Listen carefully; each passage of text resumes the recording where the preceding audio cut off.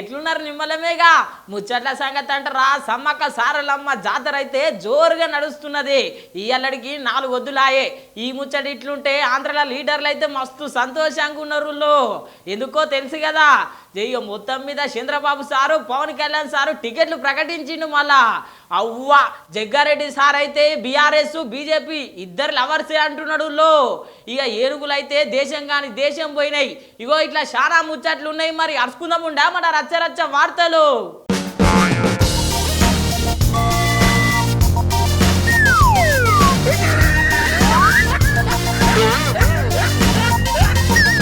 4 వద్దుల సంధి సమ్మక్క సారలమ్మ జాతర అయితే జోరుగా నడుస్తున్నది రాష్ట్రంలో ఇక మరి సమ్మక్క సారలమ్మ జాతరకు ఎంతగానో పబ్లిక్ వచ్చిర్రు ఏం సంగతి ఇక తెలియాలనా లేదా అందుకోసమే ముచ్చట పట్టుకొచ్చిన ఇక పోదాం పండి సమ్మక్క సారక్క జాతర కాడికి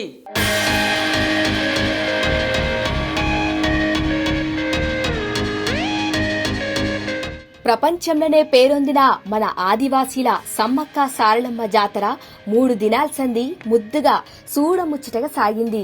ఇయ్యాల సమ్మక్క సారలమ్మ జాతర అంగరంగ వైభవంగా జరిగిందిలో ఎంతో మంది భక్తులు ఎన్నో మొక్కులతోని సమ్మక్క సారలమ్మ జాతర నిండిపోయింది. చూడసక్కని రూపంతో చూసిపోయే భక్తులకు కొలిసిపోయే భక్తులకు ఆశీర్వాదాలిచ్చిండ్రు అడవి అమ్మలు.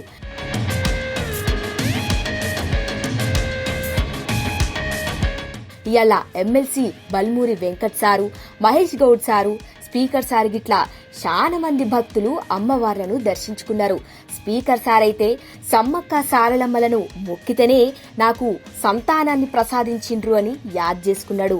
నేను సమ్మక్క సారక్క జాతరకు రావడానికి కారణం ఏంటంటే నాకు సంతానం లేకుండే 9 ఏళ్ళు సంతానం కలగలేనందుకు మళ్ళీ జాతర ఉన్నది సమ్మక్క సారలమ్మ దగ్గరకు పోతే తప్పకుండా అవుతుంది అని ఒక మాట చెప్పినందుకు నేను ఆ రోజు ఈ జాతరకు వచ్చిన తర్వాత ఇగో ఈ పాప నెక్స్ట్ ఇయర్ ఈ పాప పుట్టింది. ఆమె ఇప్పుడు 22 ఇయర్స్ ఆమె. మరి ఆ నమ్మకంతోనే సమ్మక్క సారలమ్మల మీద ఉన్న గౌరవం అనుకోండి, ప్రార్థన అనుకోండి, పూజ అనుకోండి, ప్రతి 2 సంవత్సరాలకు ఒకసారి తప్పకుండా ఎటువంటి కష్టం ఉన్నా కూడా వచ్చి జాతరను సందర్శించుకొని పోతాము. విన్నారు కదా మహిళా దేవుళ్ళు మన సమ్మక్క సారలక్కలు కోరి మొక్కితే ఏ కోరికలు కాదన్నారు.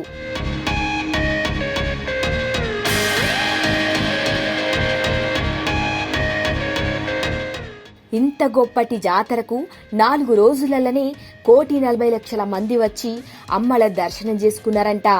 మరి ఒక చిన్న గ్రామంలో ఒక 10-12 కిలోమీటర్ల వైశాల్యంలోనే 4 రోజులలో 1,35 నుంచి 40 లక్షల వరకు 1,35 నుంచి 40 లక్షల వరకు మాకు మధ్యాహ్నం వరకు వచ్చినటువంటి మరి సీసీ కెమెరాలు కానీ ఇతరత్ర ఫుటేజ్ల ద్వారా మా అధికారుల నుంచి వచ్చినటువంటి సమాచారం. ఒక ప్లేస్లో ఇంత తక్కువ రోజులలో ఇంతమంది భక్తులు రావడం అనేది ఈ ప్రాంత బిడ్డలుగా, ఆ జాతి బిడ్డలుగా, ఈ ప్రాంత బిడ్డలుగా మనందరికీ కూడా ఎంతో గర్వకారణం. విన్నారు కదా గంతమంది భక్తులొచ్చిండ్రు. ఇయ్యాలైతే కాలు పెట్ట సందే లేదు. ఈ రద్దీలా ఒక ఆమె ఆగమైతే మైక్లా ఎట్లా పిలుస్తున్నారో వినుండ్రి. చిట్టి ఎక్కడున్నావు? నేను ఇక్కడ మైకు దగ్గర ఉన్నా. చిట్టి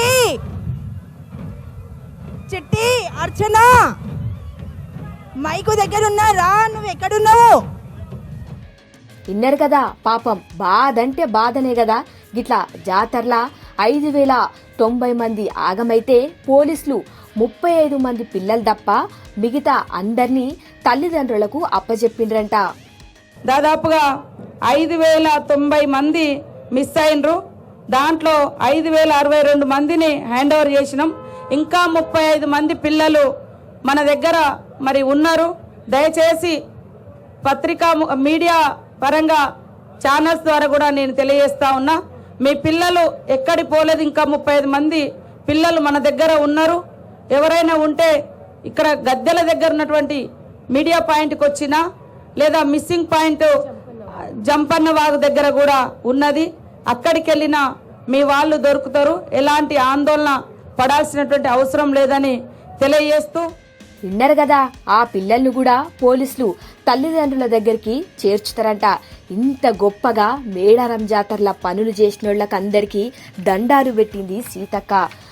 ప్రజలందరికీ కూడా మరొక్కసారి హృదయపూర్వక ధన్యవాదాలు, నమస్కారాలు తెలియజేస్తా ఉన్నాను. మనం కూడా దండాలు పెట్టాల్సిందే. ఊళ్ళో అంత కష్టపడ్డారు. మళ్ళా ఇగో ఇట్లా 4 దినాలు ఏ ఆపతి లేకుండా సంబరంగా జరిగింది ఆ సమ్మక్క సారలమ్మ దీవెనలతోని. ఇయాల్నే తల్లులు మళ్ళీ వనంలోకి పోతున్నారు.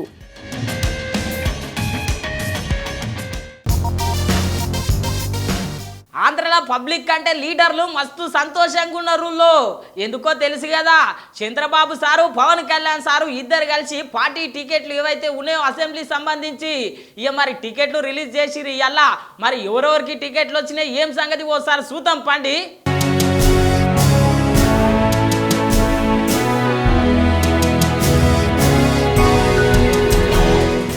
జగన్నాథ్ సారు ఇప్పటికే టికెట్లు ప్రకటించిండు ఆంధ్ర రాష్ట్రంలో చాలా మందికి.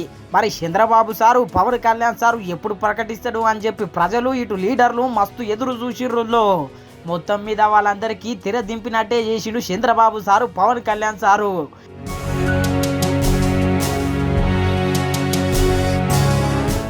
మొదలు జనసేన పార్టీ అధ్యక్షుడు పవన్ కళ్యాణ్ సారు 24 మందిలో 5 మంది టికెట్లు ప్రకటించిండు. శ్రీమతి లోకం మాధవి గారు, అనకాపల్లి శ్రీ కొనతాల రామకృష్ణ గారు, రాజానగరం భక్తులు బలరామ కృష్ణ గారు, కాకినాడ రూరల్ పంతం నానాజీ గారు, తెనాలి శ్రీ నాదెండ్ల మనోహర్ గారు పోటీ చేస్తారు. వెనుక చంద్రబాబు సార్ కూడా పార్టీ టికెట్లు ప్రకటించిండు.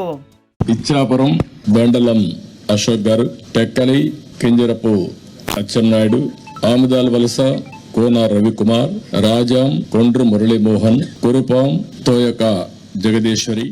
ఇన్నర్ గదుల్లో ఇట్లా ఏక్సే పడక లీడర్లను లెంకి 99 సీట్లు ఖాయం చేసిరు Chandrababu sir Pawan Kalyan sir.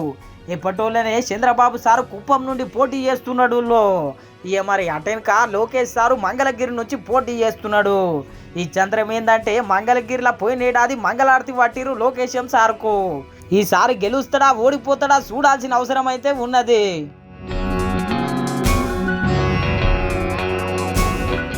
లోకేశం sir seat ముచ్చటి ఇట్లుంటే పులివెందుల పులి లెక్కనే గెలుస్తున్న జగన్నాథ్ సార్ మీద బీటెక్ రవి సార్ను దింపిర్రుల్లో. చూడాలి మరి ఈయనకు కూడా బాగానే పరపతున్నదుల్లో ఆ నియోజకవర్గంలా.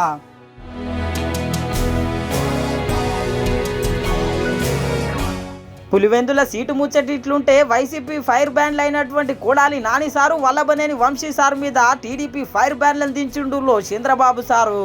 గుడివాడ నుంచి వెనిగండ్ల రాము సార్ను, గన్నవరం నుంచి వెంకట్రావు సార్ను దింపిండు. చూడాలి మరి ఫైర్ బ్యాండ్లు కొట్టుకుంటే చివరికి ఎవరు గెలుస్తారో ఏమో.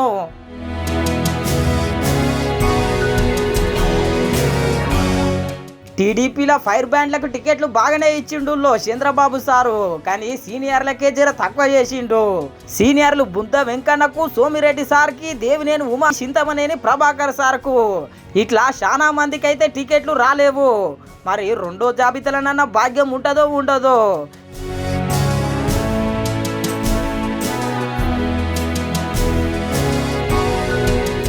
ఇట్లా పవన్ కళ్యాణ్ సారు చంద్రబాబు సార్ అయితే టికెట్లు ప్రకటించుర్రు. ఇక పవన్ కళ్యాణ్ సారు నారా చంద్రబాబు సారు మొత్తం మీద మంచి పోగట్ల పోతున్నట్టే అర్థమైతా ఉన్నది.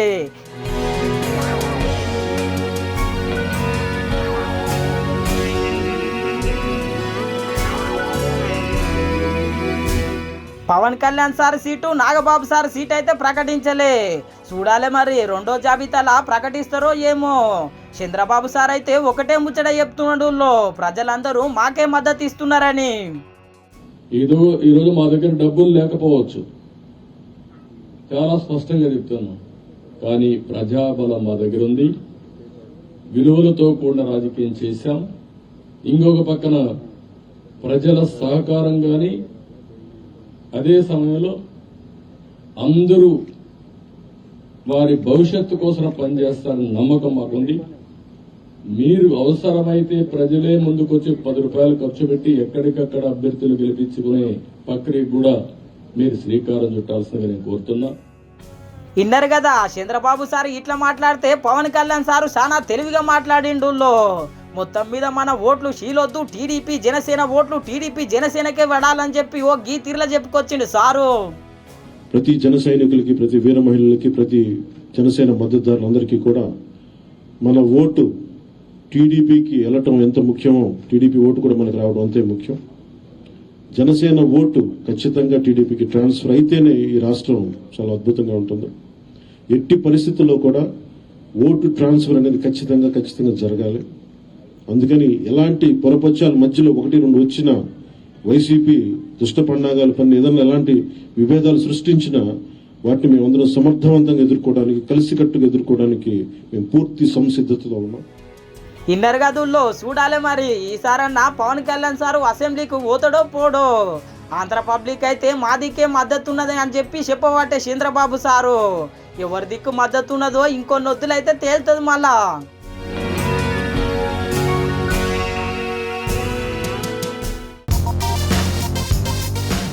అరే రే పవన్ కళ్యాణ్ సార్ ఇట్లా సీట్లు ప్రకటించిండో లేదో ఇక వైసీపీ వాళ్ళు వరుస పెట్టి అరుచుకుంటున్నారు. ఇక మరి ఆయనతో భయపడ్డారా ఏం సంగతి తెలియదు కానీ ఓ గిట్లా అరుచుకుంటున్నారు.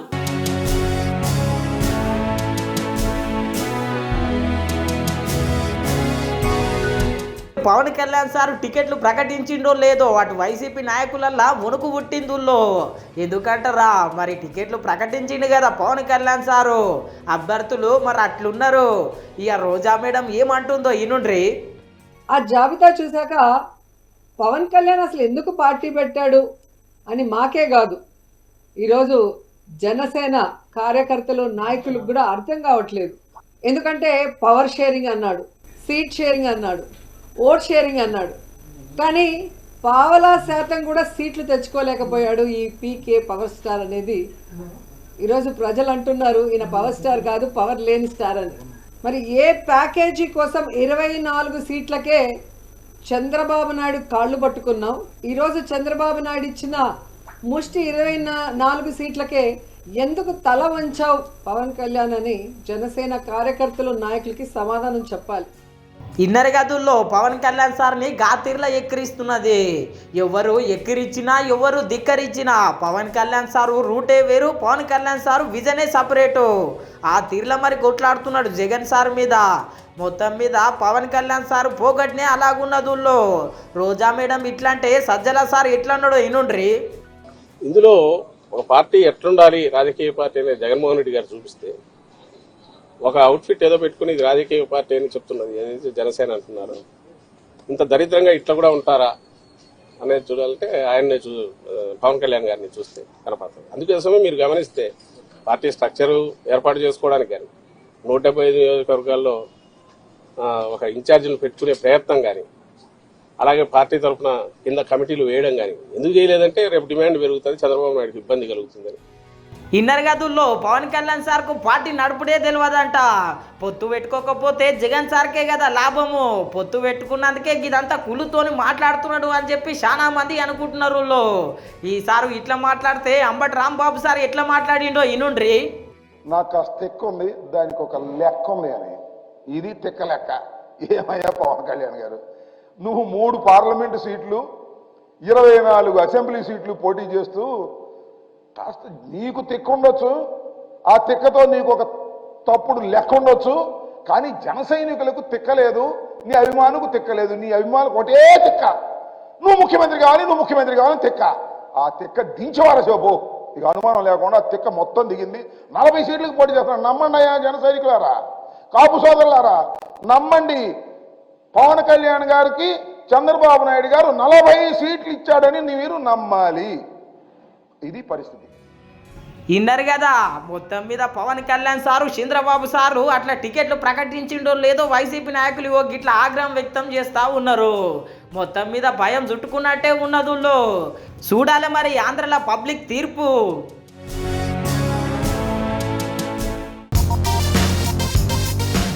అవ్వా బీజేపీ పార్టీ బీఆర్ఎస్ పార్టీ ఇద్దరు ప్రేమికులంట. ఇక ఒకరికొకరు సాయం చేసుకుంటున్నారంట. జగ్గారెడ్డి సార్ అన్నాడు మరి ముచ్చట.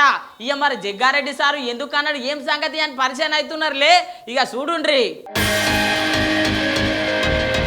తెలంగాణ రాష్ట్రంలో ఇప్పటికే బీజేపీ పార్టీకి బీఆర్ఎస్ పార్టీకి నడుమ ఏ బంధము లేదు ఏ గంధము లేదు అని కిషన్ రెడ్డి సారు బండి సంజయ్ సార్ చెప్పుకొచ్చిండు. మీడియాకు తప్పుడికే నిలిచి మీడియాను తప్పుదారి పట్టించే లుచ్చ రాజకీయ నాయకులారా, భారతీయ జనతా పార్టీకి బీఆర్ఎస్ కు పొత్తు ఉండదు. ఎవడన్నా బీఆర్ఎస్ కు బీజేపీ పొత్తు ఉందని ప్రచారం చేసే ఫాల్తు రాజకీయ నాయకులకు ఒకటే వార్నింగ్. మీరు చెప్పలేసుకున్నారా? చెప్పులు తీరి ఇలా తారపల్లి చెప్పులు తీరి చెప్పులు ఉండదు తీరి చెప్పులు తీరి ఎవడన్నా అంటే ఈ చెప్పు తొలగొట్టురానా? చెప్పు తొలగొట్టుంది. ఈ ఇంతకంటే ఏం లేదు.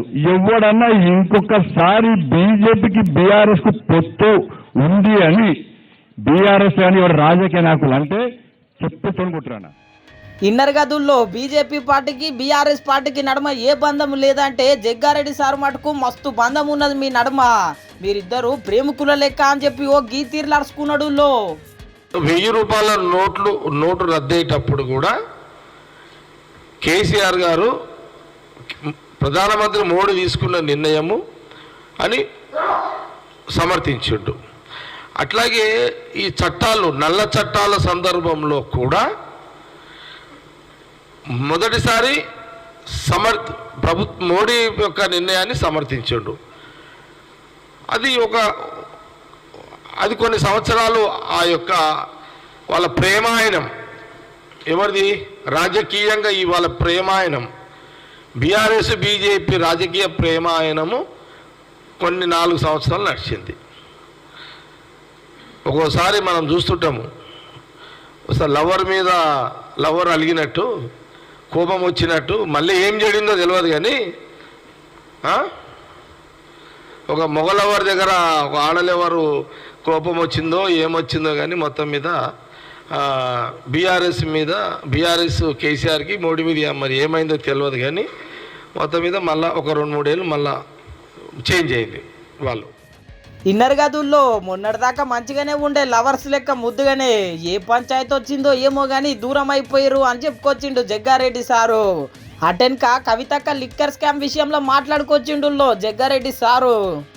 ఈడీ సిబిఐ ఎందుకు నోటీస్ ఇచ్చి ఎందుకు దోషిగా డిక్లేర్ చేసిందంటే రేపు 10 నుంచి 14 సీట్లు కాంగ్రెస్కు రావద్దు తెలంగాణలో అంటే ఇప్పుడు అరెస్ట్ చేస్తే మళ్ళీ కేసీఆర్ కేటీఆర్ వీళ్ళు హరీష్ రావు వాళ్ళ ఫ్యామిలీ అంతా మళ్ళీ నా బిడ్డని ఇట్లా పరిచయం చేసారు అని మళ్ళీ రోడ్ల మీదకి వస్తే బంధులు ఇవి అన్నీ చేస్తారు కదా. ఇక అన్యాయంగా అక్రమంగా సెంట్రల్ బీజేపీ గవర్నమెంట్ ఇట్లా చేసిందని చేస్తే ఇక్కడ వీళ్ళు కొన్ని సీట్ల మీద సింపతి తీసుకోవాలని బీఆర్ఎస్, మేము గతంలో అన్నమాట నిలబెట్టుకున్నాము, మాట కట్టుబడి ఉన్నాము, అందుకే ఇప్పుడు ఆమెని అరెస్ట్ చేసినాము, మాకు కూడా కొన్ని సీట్లు ఇవ్వండి అని ఒక ఆట.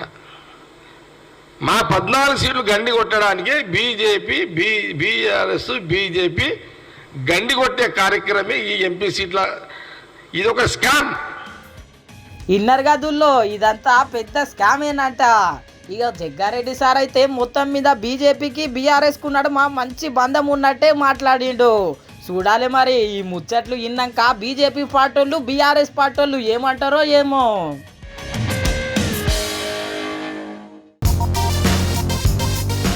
మనం ఆగమైతే పక్కూరికో జిల్లాకో రాష్ట్రానికో పోతాములో, కానీ ఏనుగులైతే పక్క దేశమే పోయినాయి. ఇక మరి ఆ దేశం ఎట్లా పోయినాయి ఏం సంగతి, మరి ఏనుగులను పట్టుకొచ్చిరా లేదా అని చెప్పి పరిచయం అవుతున్నారులే. ఇక చూడుండ్రి ముచ్చట. ఈ ముచ్చట తెలిస్తే మస్తు పరిశాన్ అవుతారు. అన్ని తెలిసిన మనమే ఆగమాగం అవుతుంటాం కొన్ని గడియలల్లా. అసొంటిది నోరు లేని మూగ జీవాలు ఆగంగావా చెప్పుండ్రి. గట్లనే 2 పెద్ద పెద్ద ఏనుగులు మన దేశం దాటి పక్క దేశం బంగ్లాదేశ్ పోయినాయంట.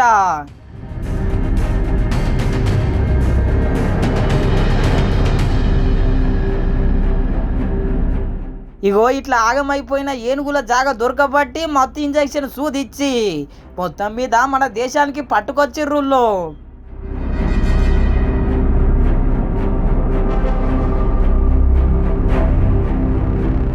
చూసిరు కదా ఎంతగానం తిప్పలయ్యిందో గిట్లా 13 గంటలు తమ్లాడి మన దేశానికి తీసుకొచ్చిర్రు ఆఫీసర్లు. 2 हाथी डाबग्राम एरिया से, बैकुंठपुर का डाबग्राम एरिया से बांग्लादेश के अंदर घुस गया था। तो हम लोग कोशिश था कि ये इंडिया से जो हाथी गया था उसको वापस लेके आने के लिए पूरा कोशिश किया, लेकिन वो उसी रूट में रिटर्न कर रहा था, बिहार बॉर्डर तक चला गया, फिर वापस अगेन चला गया। तो आज हम लोग डिपार्टमेंट से डिसीजन लिया है कि इसको ये 2 हाथी को ट्रायंगुलेस परमिशन लेके ट्रायंगुलेस करके शिफ्ट करना है। तो आज वो ऑपरेशन हुआ था, उसके लिए गोरीमारा नेशनल पार्क से जो कुमकी हाथी 2 हाथी को लेके आया और अच्छा सक्सेसफुल ऑपरेशन था, आप लोग भी देखा होगा। तो बहुत सिस्टमैटिक प्रैक्टिकल मैनर में हम लोग उसको ट्रायंगुलेस किया without any injury to anyone. इतना मल्टीपल डिवीजन का स्टाफ भी इन्वॉल्व था, बैकुंठपुर डिवीजन से, दार्जिलिंग वाइल्ड लाइफ डिवीजन से, फिर CCF वाइल्ड लाइफ नॉर्थ और FD-BTR बक्सा टाइगर रिजर्व से भी लोग आया, करसियोंग डिवीजन से आया और बहुत सारा जो आसपास का जो भी फॉरेस्ट डिवीजन है सभी से लोग आया था, बंगाल सफारी से वेटरनरी डॉक्टर आया था। तो इस टीम का एक joint successful operation, coordinated operation था, वो वेरी सक्सेसफुल रहा और आज हम लोग इसको लेके महानंदा वाइल्ड लाइफ सेंचुरी में रिलीज करने वाला है। ఇప్పుడు తెచ్చిన ఏనుగులను అరక్షణం కూడా ఆలస్యం కాకుండా జల్దీనే అడవిలలో ఇడిచిపెడతారంటూ చెప్తున్నాడు మళ్ళా ఫారెస్ట్ ఆఫీసర్ సారు.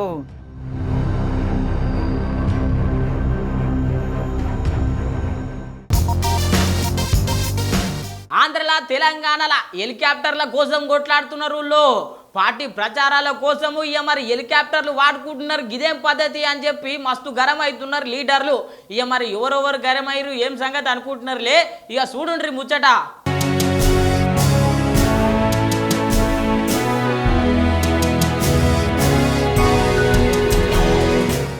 ఈ ముచ్చటింటే వైసీపీ నాయకులంతా జగన్ సార్ అభిమానులంతా మా సార్ మీద ఇంత కుళ్ళు ఉన్నది, మా సార్ మీద ఇంత కోపం ఉన్నది అనుకుంటారు. ఎందుకంటారా, నిన్న బహిరంగ సభకు హెలికాప్టర్ల దిగిండు కదా.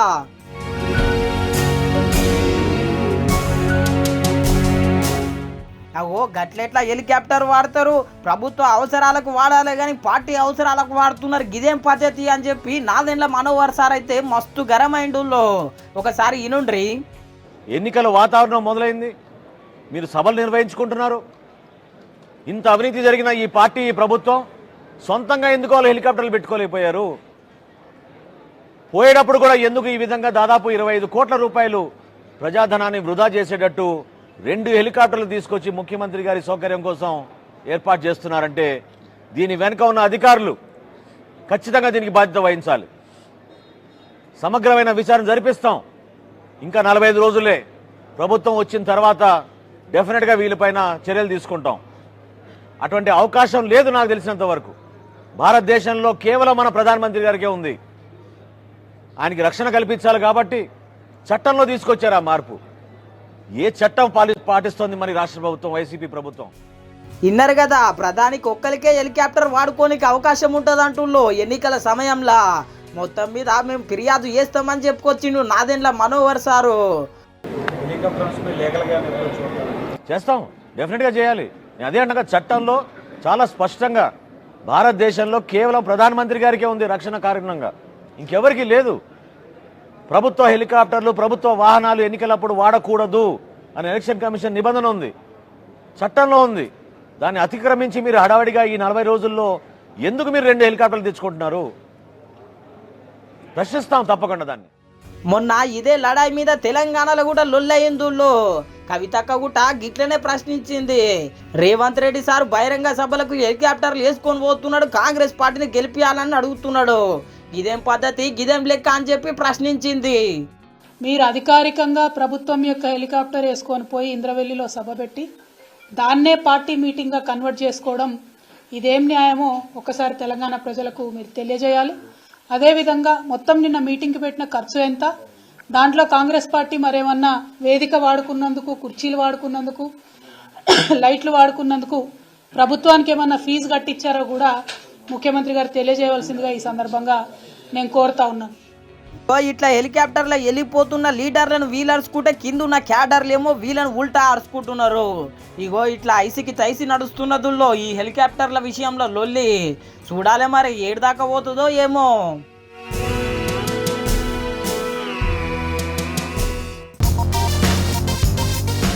ఎట్లున్నాయి మన రచ్చరచ్చ వార్తలు? ఇక రచ్చరచ్చ లేవు, చూస్తూనే ఉండండి మన న్యూస్ 360 ఛానల్ను. రేపు పొద్దుగాల మళ్ళీ మీ ముంగట ఉంటా.